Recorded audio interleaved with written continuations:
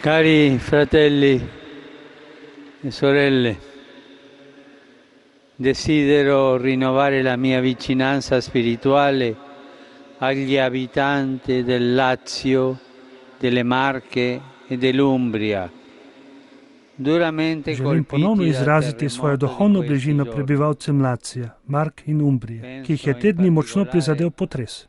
Posebej mislim na ljudi iz Amatrice, Akumuli, Arquata del Tronto, Norče. S temi besedami je papež Frančišek nagovoril zbrane na trgu svetega Petra in tudi tiste, ki ga iz teh krajev spremljajo preko sredstev družbenega obveščanja.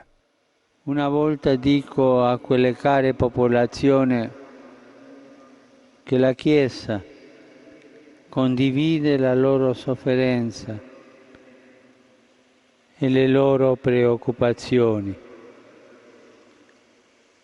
Preghiamo per i defunti, per i superstiti, la sollecitudine con cui le autorità, forze dell'ordine, Še enkrat izrekam tem dragim prebivalcem, da cerkev deli z njimi trpljenje ter njihovo zaskrbljenost.